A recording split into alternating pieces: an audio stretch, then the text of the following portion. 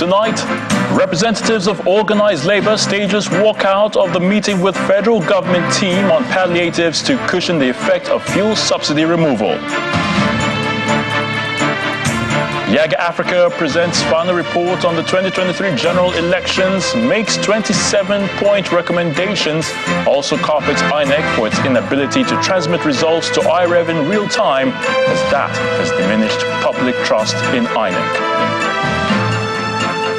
Niger military junta General Abdurrahmani Chiani proclaims self new leader of that country 24 hours after ousting President Mohamed Bazoum. And President Bola Tinubu to host special ECOWAS session on Niger on Sunday amid global condemnation of the coup d'etat in that country. On Business News tonight, federal government says it's ready to support Google to create 1 million digital jobs in the country. On Sports News tonight, FIBA Women's AfroBasket defending champions Nigeria's D-Tigers thrashed Congo DR 69-35 to kickstart the defense of their title in Rwanda on a solid note. From Abuja, the nation's capital, epidemic looms in Kano as 130 people are hospitalized as a result of diphtheria. The battle lines seem to have been drawn between the Nigeria Labour Congress and the federal government in what seems to be a deadlock on the issue of palliative. Representatives of organized labour today walked out of a meeting with the federal government's team. The meeting was a continuation of their deliberations on palliatives to cushion the effect of subsidy removal in the country. That's fuel subsidy removal. Now, the Labour team, which was led by the president of the Nigeria Labour Congress, Mr. Joe Ejiro, did not speak to the press as they made their way from the venue of the discussions. Our State House correspondent, Larry Lasisi, reports.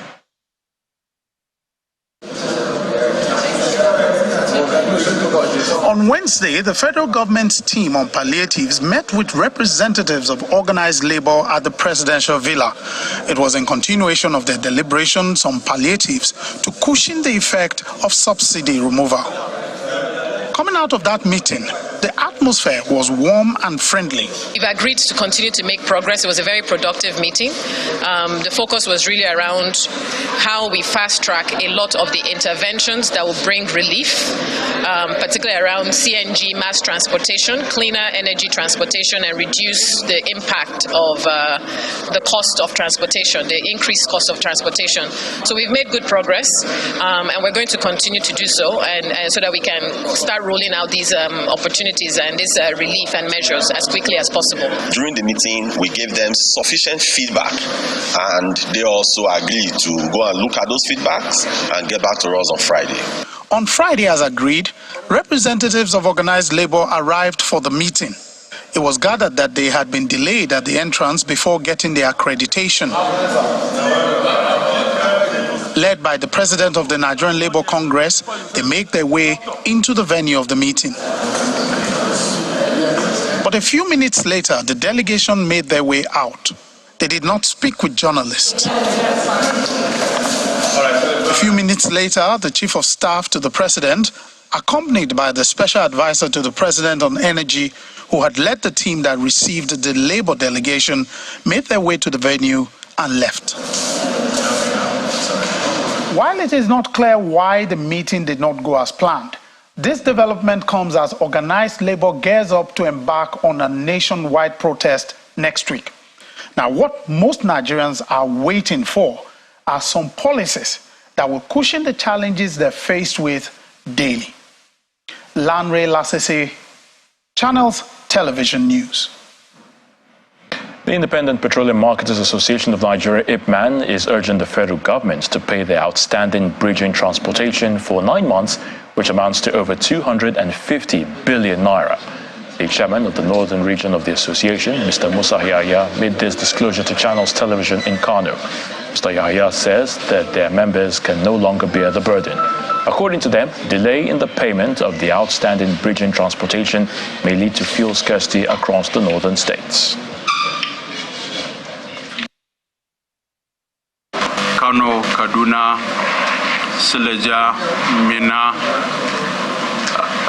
Jos, Maiduguri, Gombe, and Yola Depot. Just to review our activities based on this issue that we are in the regulated era.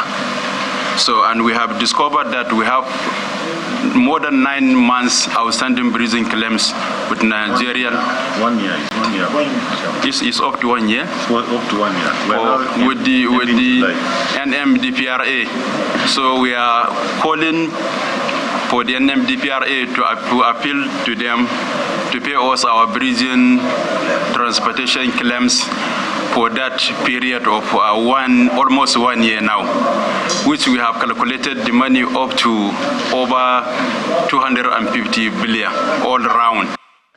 Away from labor and petroleum matters now to politics. One of Nigeria's foremost domestic election observer group, Yaga Africa, has launched its final report on the 2023 general elections, calling for an overhaul of the Independent National Electoral Commission, INEC, to enhance its ability to conduct free, fair and credible elections.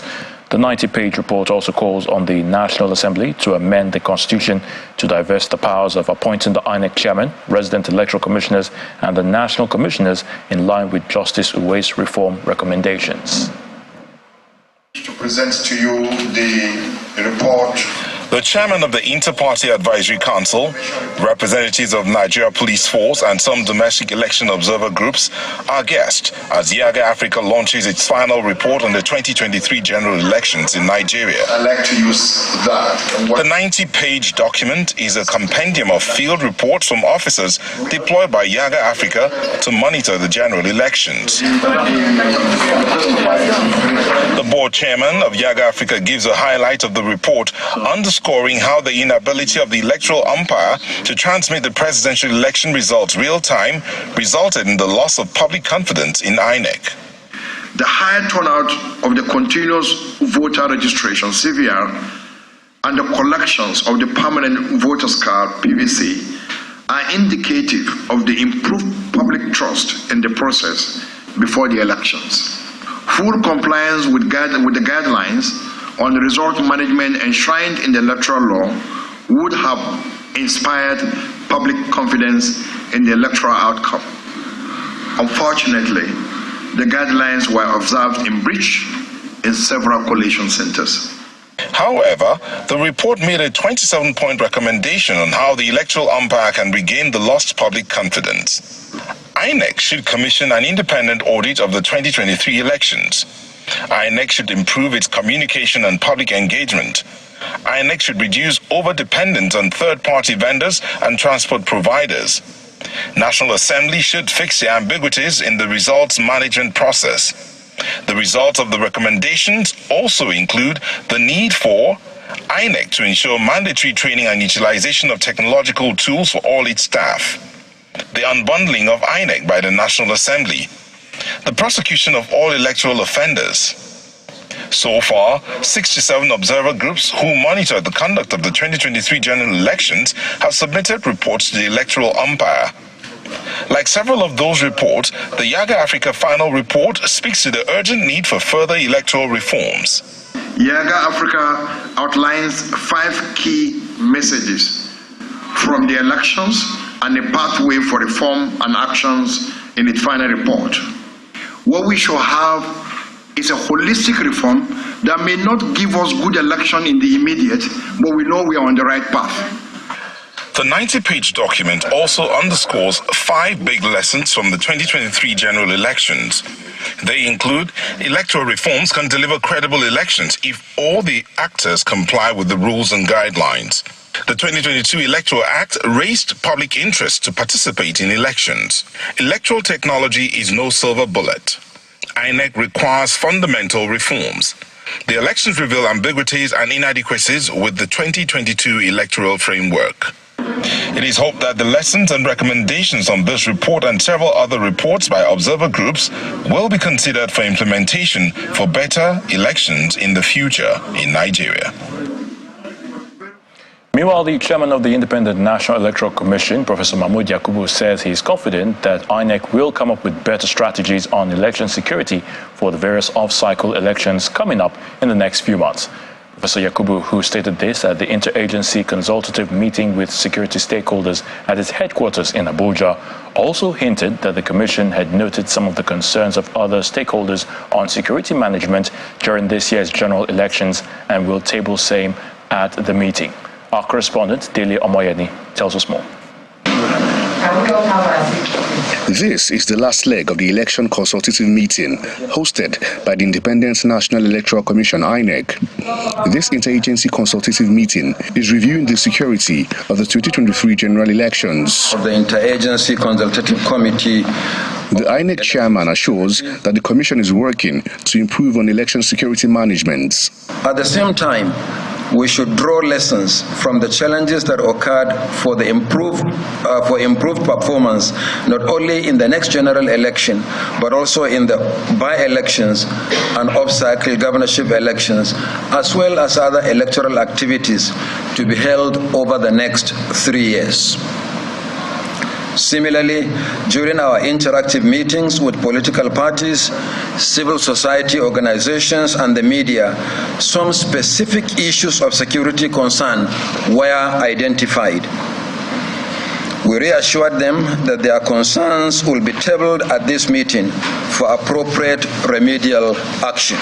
Mr. Nuhu Ribadu commends the Commission and other stakeholders over the conduct of the 2023 polls. It is a credit to you and the personalities who are in charge, credible Nigerians,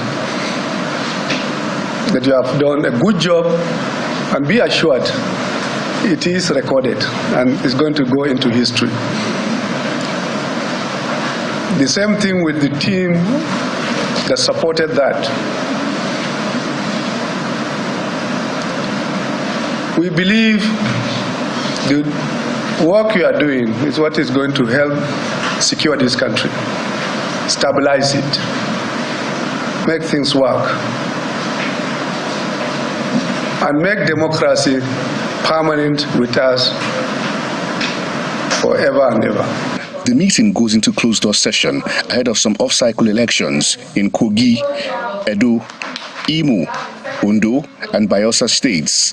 The meeting is hoping to map out more effective strategies to secure its staff, election materials, and even voters. Dele Omoyeni, Channels Television News.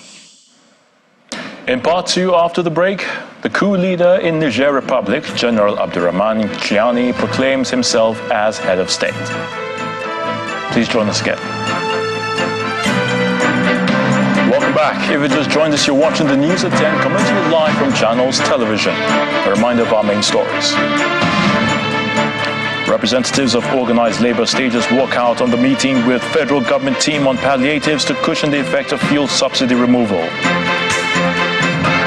Yaga Africa presents final report on the 2023 general elections, makes 27-point recommendation, also carpets INEC for its inability to transmit results to IREV in real time, as that has diminished public trust in INEC. Niger military junta General Abdurrahman Chiani proclaims self new leader of that country 24 hours after ousting President Mohamed Bazoum. And President Bola Tinubu to host special ECOWAS session on Niger on Sunday amid global condemnation of the coup d'etat in that country.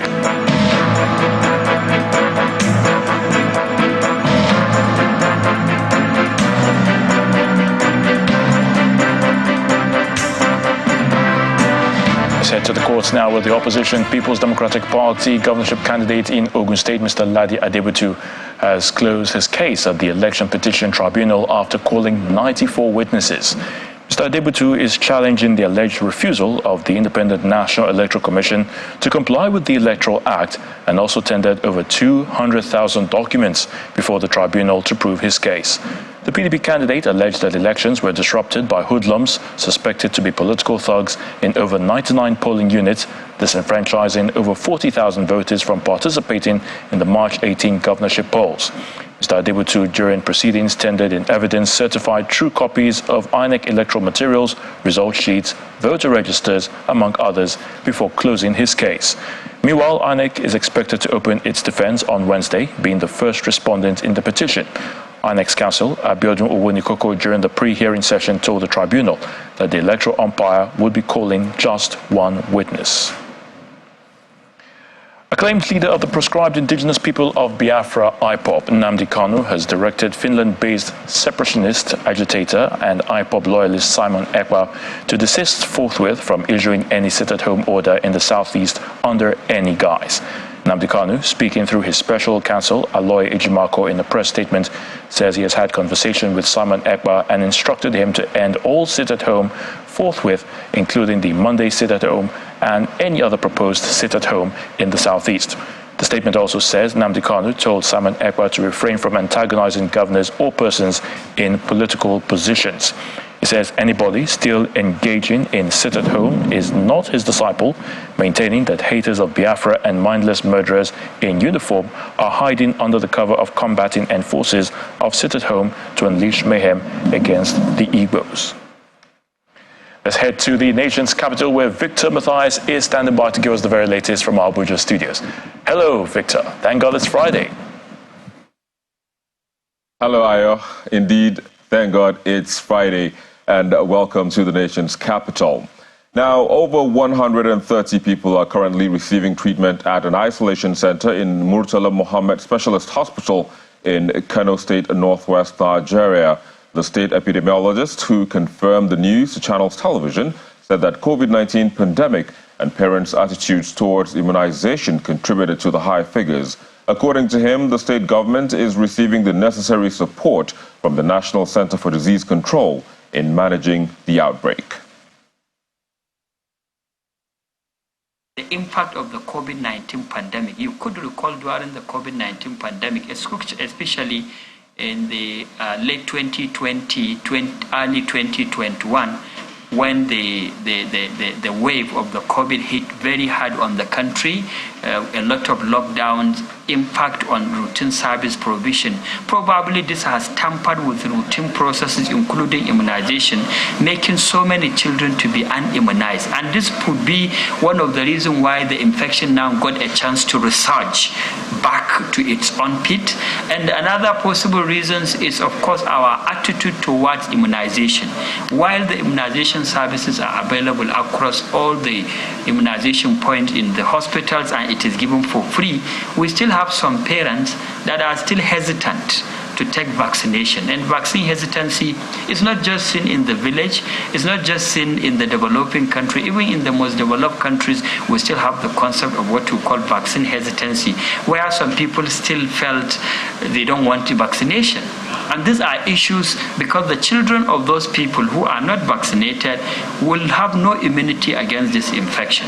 Recently, NCDC has released a list or update given the number of states affected with the total number of positive cases and the confirmed cases, including the mortalities among the children. And of course, this report has put Kano at among those states that have the higher number or highest number. Of course, this is not surprising when you look at the size of Kano State. Kano is the most populous state in the country with 44 local government, 484 political wards.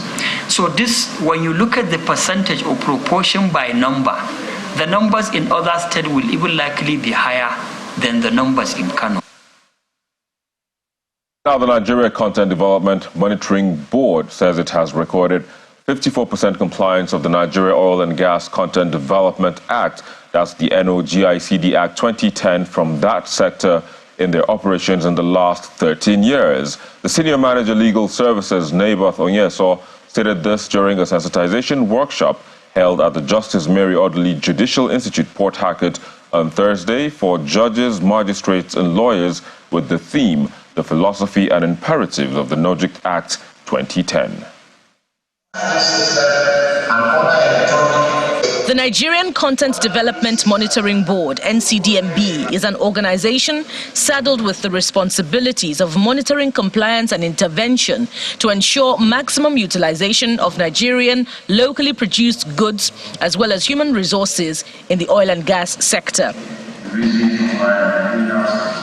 Declaring the sensitization program open, the Rivers State Governor, Siminalayi Fubara, who is represented by the State Attorney General, applauds the NCDMB for its insight. It's in furtherance of the statutory responsibility of the Nigerian Content Development Board under Section 67 of the Nigerian Oil and Gas Industry Content Development Act 2010, which provides, and I quote, that the board shall conduct workshops, conferences, seminars, symposia, and other public forums considered as appropriate for the benefit of operators, contractors, the public, and other stakeholders to enhance implementation of the provisions of this act, unquote. The need to sensitize judicial officers on the imperatives of the NOGICD Act 2010 is one of many factors informing the organization of this workshop. Primarily, what is behind local content drive all over the world is for nations to provide jobs for their people, because unemployment is a serious recipe for disaster and crisis.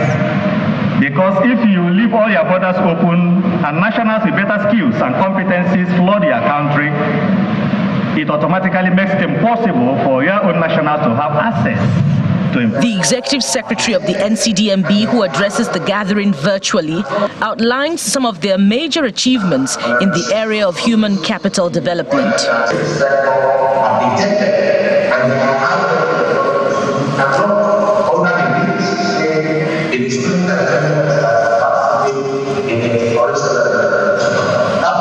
Addressing journalists after deliberations, the agency's senior manager, Legal Services, explains that they also come down hard on local content operators who do not meet international standards. The standards requirements are global.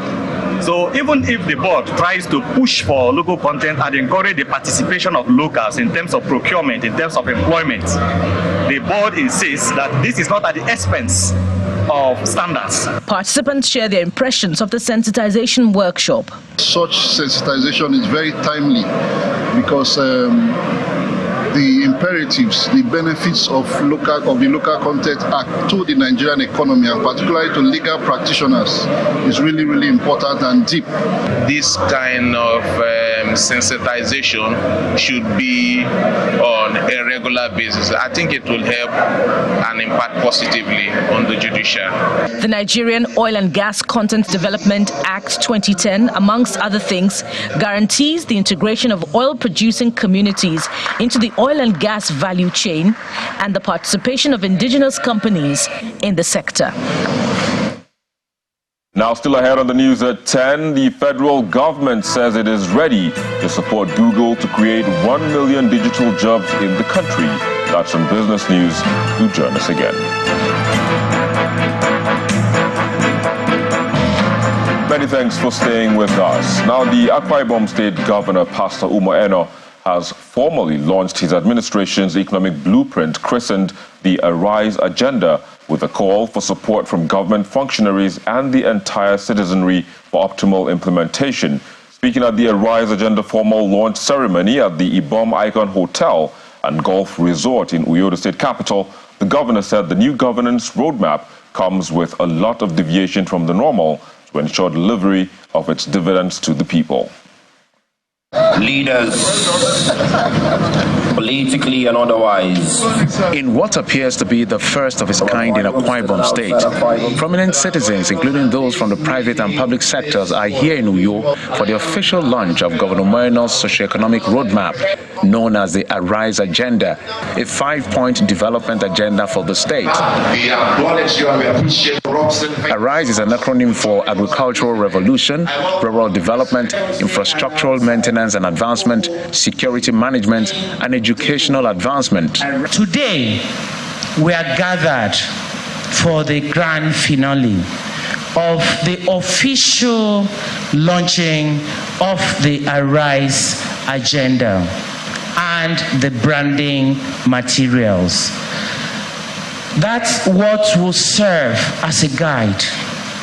Wherever you are, whoever sees you will be able to use the materials to connect to the book, to connect to the vision, and think on how he or she will be in a position to give a helping hand, a supporting hand for the success of the Arise agenda. It focuses on the achievement of 8 ambitious but very lofty goals, which include poverty reduction, job creation or reduced unemployment, general price stability, sustained economic growth, improved living standards, environmental sustainability, highly educated, healthy and skilled people, security of lives and property. Governor Eno says he's fully committed to the full implementation of the agenda and asks the citizens to brace up for a new era. We are going to drive down a lot of things. We'll start by price cuts on so many contracts because I'm setting up a project monitoring and technical review committee that will report to me directly.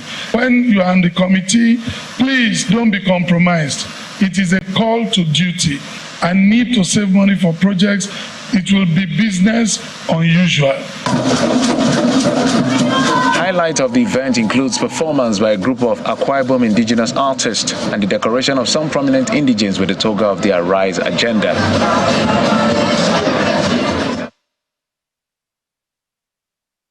And that's it from the nation's capital, but the news at 10 continues in Lagos with Ayotunde, whom I am sure has something up his sleeves for TGIF. Ayo, it's back to you. Many thanks, Victor. Well, I'll keep that on the wraps.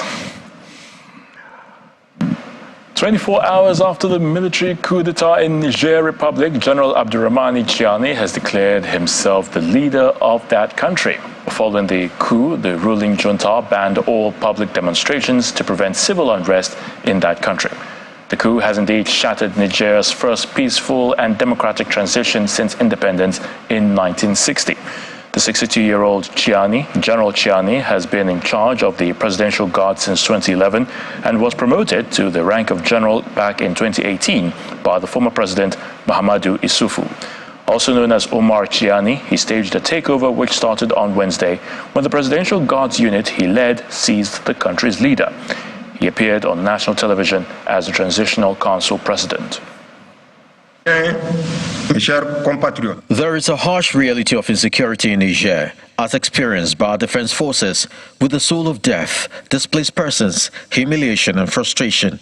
The current security approach has failed to secure our country, despite the heavy sacrifices made by Nigerians and their appreciable and appreciated support to our external partners. No, the result has not lived up to our expectations. We can no longer continue with the same approaches proposed to date at the risk of witnessing the gradual and inevitable disappearance of our country. Following the coup d'etat in Niger Republic, the chairman of ECOWAS Authority of Heads of State and Government, President Bola Tinubu, will host a special meeting of the regional leaders on Sunday, July the 30th in Abuja. The presidency, in a statement, condemned the current political situation in the neighboring country and promised that ECOWAS and indeed the international community will do everything to defend democracy and ensure democratic governance continues to take firm root in the sub-region. In the meantime, the U.S. Vice President Kamala Harris and UN Secretary General Antonio Guterres, in separate telephone calls with President Tinubu, affirmed the support of the U.S. and the UN for the position taken by ECOWAS and the Nigerian leader to restore constitutional order in Niger Republic. In the meantime, a former envoy to the Republic of Togo, Ambassador Matthew Adoli, has condemned the military takeover in Niger Republic, calling it an unacceptable action. In an interview with Channels Television, Ambassador Adoli says the mere fact that world leaders have joined and condemned the misadventure of the military officers show that it is something totally absurd. Thank you very much for this very brilliant question. I condemn in absolute terms the misadventure of these military leaders who have misread the barometer of public opinion in West Africa and in Niger as a whole. It is unacceptable, it's untenable, it cannot sustain, and I am happy that the whole world has risen to condemn in its totality this type of forceful takeover of leadership in Niger. Democracy is now the in thing, and we cannot afford to have this type of retrogression economically, politically, and socially. No, something has to be done about it. And I give kudos to President Bola Ahmed Tinubu, the ECOWAS chair, for being very proactive, for the measures he has taken so far. He's a very dynamic leader, emerging from a widely acclaimed fair and free elections, and he knows what it is to be a true Democrat. I think it is time we carefully study the situations in West Africa, the peculiarities of each country, and why there have been persistent coup d'etat in countries like Mali, Niger, Burkina Faso. It's now time for some business news with Joker Rogers. Joker?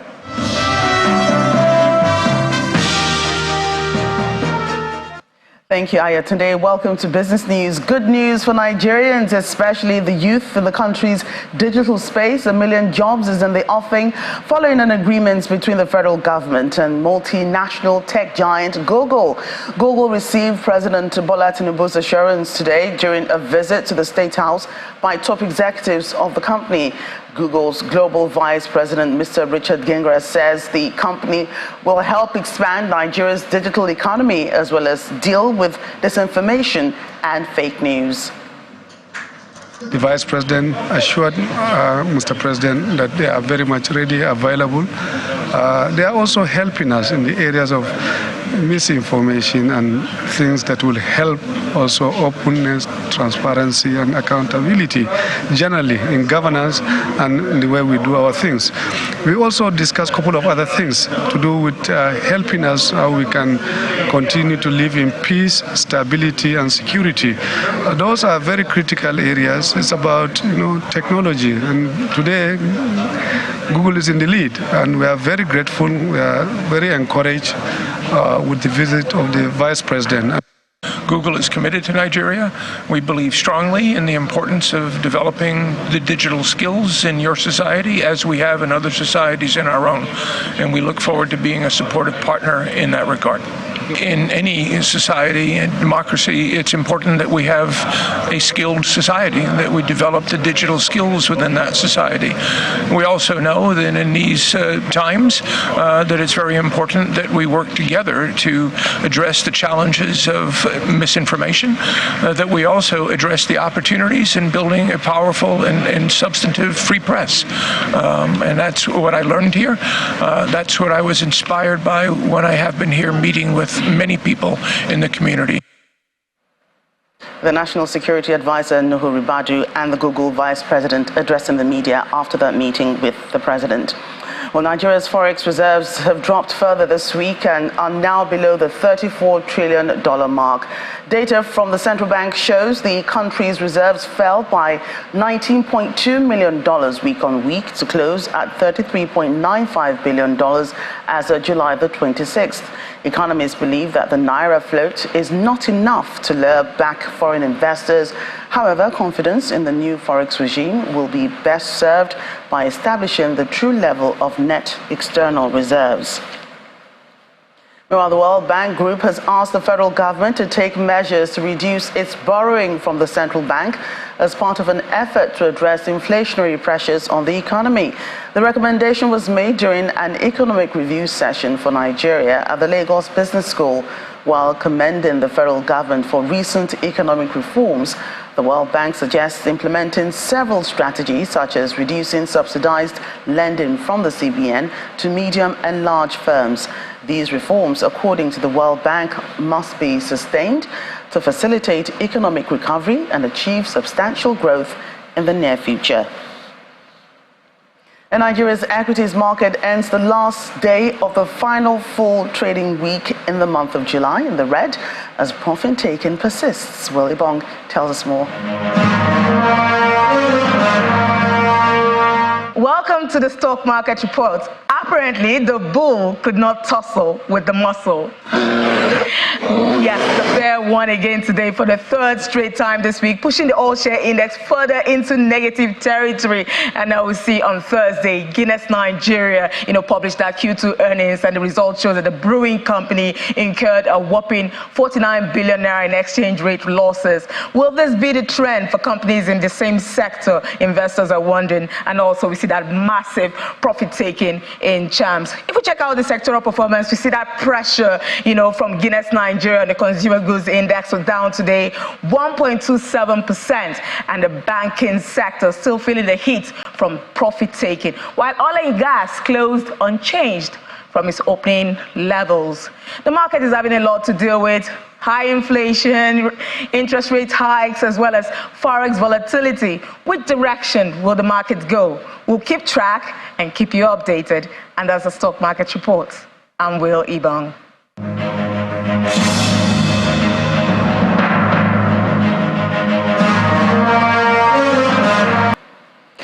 That's business news tonight. Back to you, Ayatollah. Many thanks, Joke. A total of 205 Nigerians aboard a Taco airline flight arrived in Nnamdi Azikiwe International Airport today from Port Sudan. The flight, which arrived at 12:30 p.m., had on board 160 adults and 45 infants.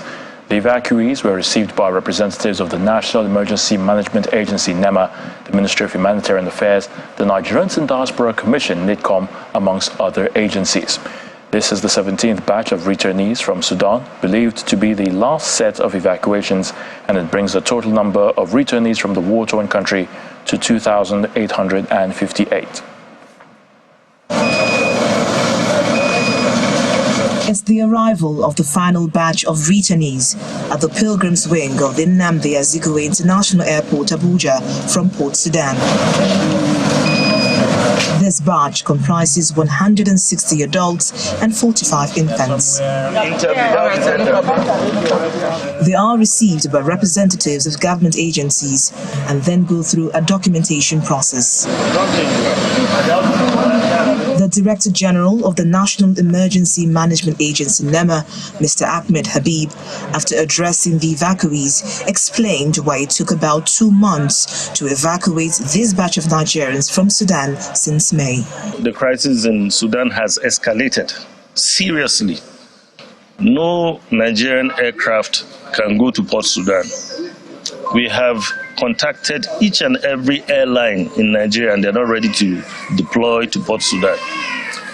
Even the Sudanese-based aircraft, this airline we're using called Taco, we have been walking back, front, and we are going round. In fact, they have to engage the military authorities for us to be able to lift these people. A war-torn country is not something we all want to witness what is going on in a case like Sudan. But we are very pleased and happy that the most important thing is their home, and we have not lost one Nigerian life. Relieved to be back home, the returnees share their experiences. To be honest, we really treated so bad. No food, no medical attention, no medical care, no good place to sleep, and we really suffered. We really suffered. So happy, very, very happy, very great. Actually, I've been there since 2014. I did my degree there. So, but I used to come and go back. So the last part is 2022. 2020, I went back for the master's. So far, 2,858 Nigerians, comprising men, women, and children, have been evacuated since war broke out in the North African country. The National Emergency Management Agency, NEMA, also notes that about 40 Nigerians are still in Sudan awaiting airlift. Victoria Longjohn, Channels Television News. Coup mastermind General Abdurrahmani Chiani declared himself as the new leader of Niger Republic. Here's Simon Puser with more on this and other international stories in around the world in 5. Good evening and welcome to the channel's studios here in London with your international news around the world in 5. The general behind Niger's dramatic coup has declared himself the new leader of the country. Known as Omar Tiani, he staged a takeover which started on Wednesday when the Presidential Guard's unit he led seized the country's leader. President Mohamed Bazoum is thought to be in good health and still held captive by his own guards. The Interior Ministry of Niger's new ruling junta has banned all public demonstrations after supporters of the coup set fire to the ousted president's party headquarters. The coup has been roundly condemned by international actors, including the African Union, West African Regional Bloc, the EU and the UN.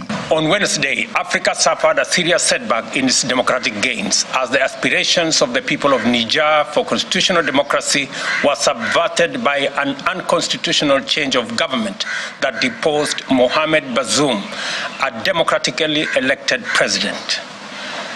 The Republic of Kenya joins the rest of the world to condemn in the strongest terms this unconstitutional act that subverts democracy through a coup d'etat and calls for the immediate release of President Mohamed Bazoum, who is reportedly seized by members of the Presidential Guard.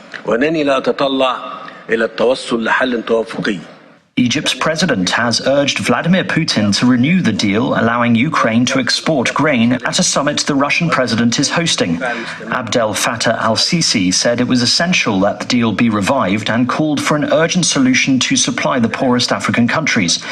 Russia quit the deal last week and has since bombed Ukraine's Black Sea ports. Mr. Putin said the West was not keeping its side of the bargain and has offered Russian grain to 6 African countries.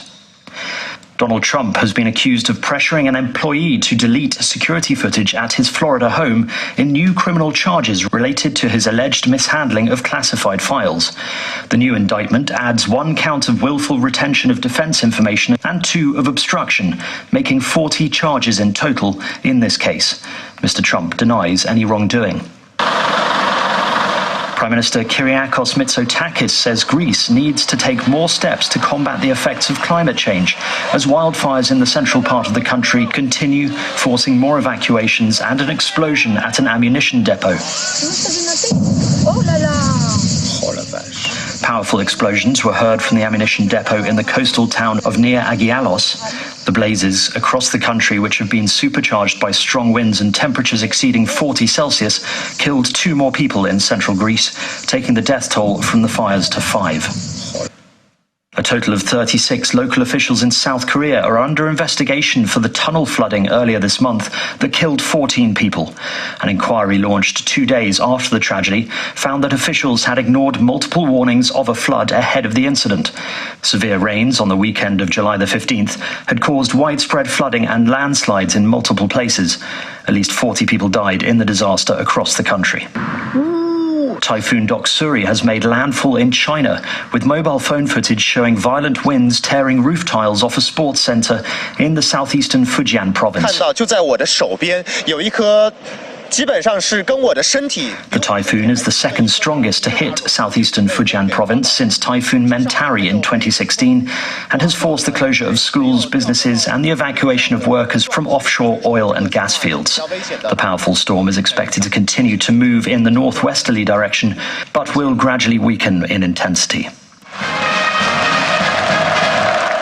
And North Korean state-run television has aired footage of a large military parade attended by leader Kim Jong-un and visiting delegations from China and Russia. The widely anticipated parade commemorated the 70th anniversary of the end of the Korean War, celebrated in North Korea as Victory Day. State media showed North Korea's latest intercontinental ballistic missiles, which are believed to have the range to strike targets anywhere in the United States. The highlight of the event was a flyover by new attack and spy drones. And that's your international news around the world in 5. Now back to the channel's studios in Lagos.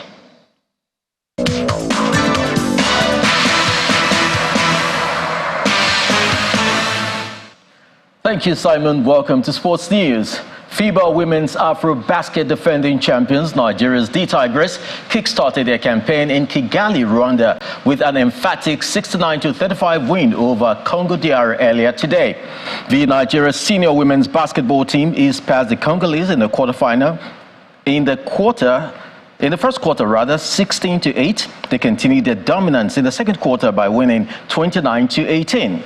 The Reno Wakama tutored girls moved out of sight in the third quarter with a comprehensive 46-32 before wrapping up the game in the final quarter. Nigeria will face Egypt in the second group game on Sunday. Italian Serie A giant Juventus have been kicked out of next season's Europa Conference League for breaching financial fair play rules. The Italian giant will also fined 20 million euros, that is $22 million, with half that amount suspended. Juventus now loses its spot in the third-tier Europa Conference League, which will go to Fiorentina in the playoffs starting on August the 24th. Reigning African champion South Africa were unlucky as they surrendered a 2-0 lead in their second Group G match against Argentina earlier today. South Africa were cruising to a first ever win in 5 matches at the World Cup after goals by Linda Maflalo and Thembi Gatlana on either side of half-time. Romina Nunes scored the equalizer as Argentina roared back and denied South Africa a landmark first Women's World Cup win. England coach Sarina Wiegman has praised her team for pulling themselves together after midfielder Kara Walsh was stretched off in the 1-0 win over Denmark. Wiegman, who guided England to their first major trophy last summer, felt her side dominated the first half in particular. That sports news is back to you, Ayotunde.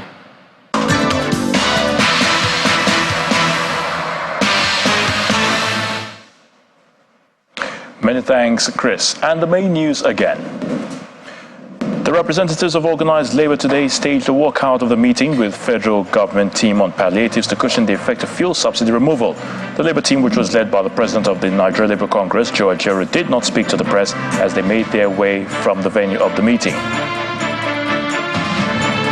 And chairman of ECOWAS Authority of Heads of State and Government, President Bola Tinubu, said he will convene a special meeting of the regional leaders on Sunday, July the 30th in Abuja to discuss the situation in Niger Republic, just as the leader of the military junta, General Abdurrahman Chiani, proclaimed himself the new leader of that country 24 hours after ousting President Mohamed Bazoum. That's the news at 10 tonight. Many thanks for watching. I'm Ayotunde Balogun. Do have a great weekend.